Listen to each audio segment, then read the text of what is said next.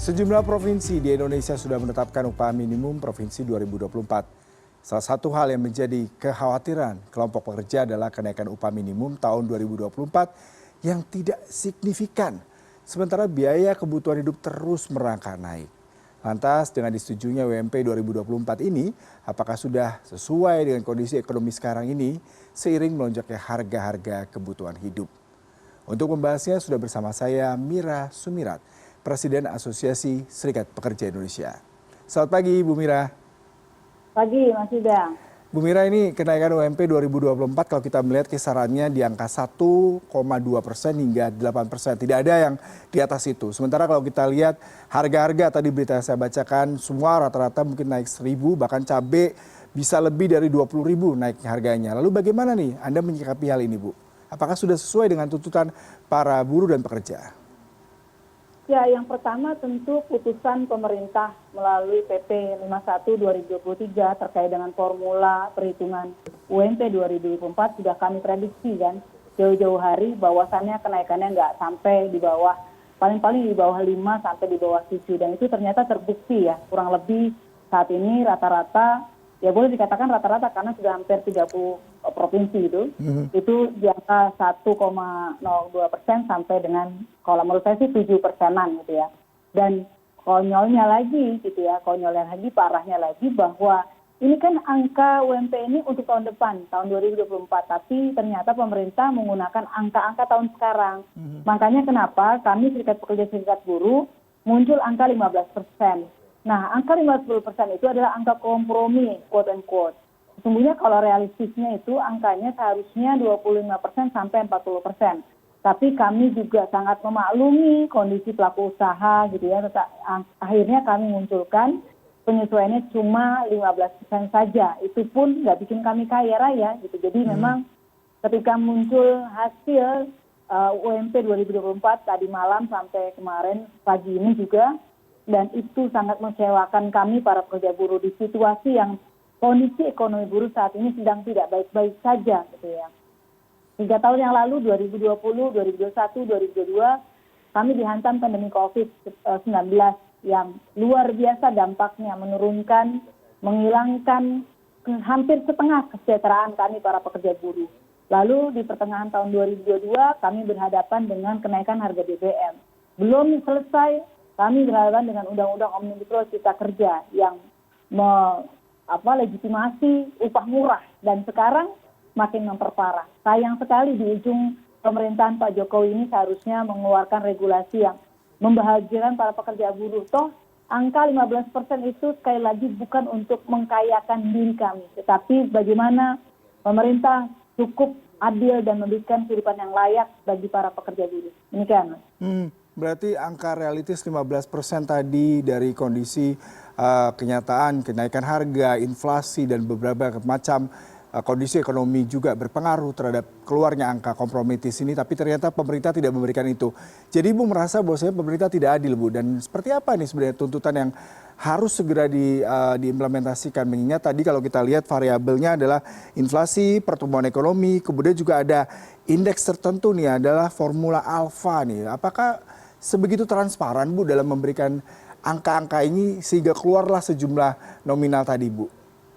Yes, angka inflasi angka milik pemerintah, angka pertumbuhan ekonomi angka milik pemerintah, koefisien nilai tertentu angka milik pemerintah, dan di situ tuh koefisien nilai tertentu yang nggak jelas, dan ada batasan lagi 0,1 sampai 0,3. Artinya bukan angka-angka yang berdasarkan betul-betul realistis tadi yang saya sampaikan. Kalau kami 15% clear pertumbuhan ekonomi plus inflasi dan 60 item komponen hidup layak, di mana kebutuhan dari ujung rambut sampai ujung kaki kawan-kawan pekerja buruh itu kami perhitungkan sangat clear sekali, sangat mudah dan sangat sederhana ngitungnya.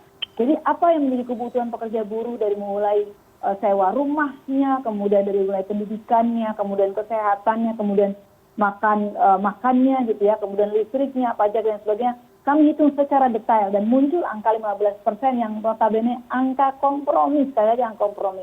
Kalau angka bicara realistisnya 25% sampai 40%. Angka realistisnya di samping tadi ditambah dengan kenaikan harga bahan pokok. Tadi saya juga menambahkan tuh bahwa kenaikan harga beras saja sudah mencapai 20%. Itu udah nggak ngangkat ketika pemerintah menerapkan 1, sekian% sampai 7% itu diterapkan di kebutuhan hidup itu betul-betul kami tidak ada yang namanya bicara tentang hidup untuk menaikkan gitu, enggak sama sekali, tetapi itu malah menurunkan angka itu.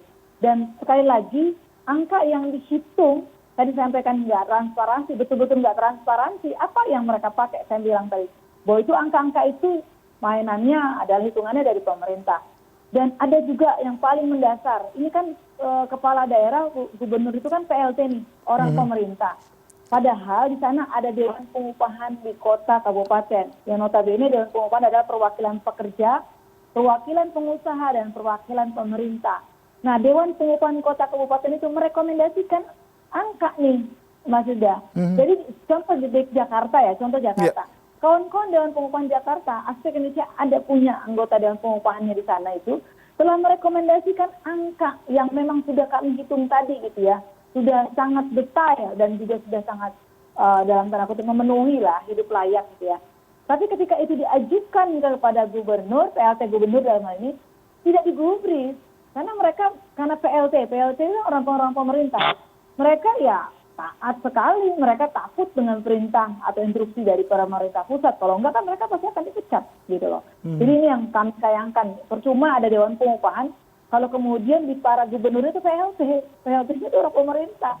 Lalu Dewan Pengupahan buat ngapain gitu? Mereka melakukan meeting-meeting, melakukan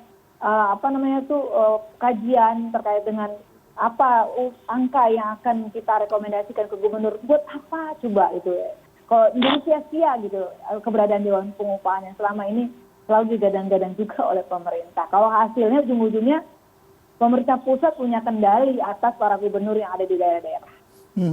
Berarti Ibu katakan sebenarnya tidak pernah ada masukan yang signifikan dari Dewan Pengupahan, para asosiasi pekerja maupun pengusaha terkait dengan penetapan UMP ini, Bu. Selain dari indikator yang tadi Bu katakan semua dari paradigma ataupun perhitungan pemerintah sendiri, Bu. Iya, tadi saya katakan sebelumnya ada usulan, kan ada Dewan Pengupahan tuh di kota, kabupaten, provinsi. Mereka meeting ya, mereka duduk bersama, kemudian menentukan tuh angka dari si pengusaha sekian, angka dari si pekerja sekian gitu ya. Muncul angka, lalu direkomendasikan diberikan kepada gubernur masing-masing. Itu nggak digubris, diabaikan gitu ya. Jadi ya muncullah angka yang tadi antara rata-rata 1, sekian% yang memang sekali lagi ya, angka kalau PP 51 2023 itu angkanya sudah ketebak, udah jauh-jauh hari saya sudah sampaikan. Ini paling di bawah 5, di bawah 7 gitu. Nggak sampai daripada 8%, nggak apalagi sampai 15% sesuai dengan usulan kawan-kawan pekerja buruh gitu.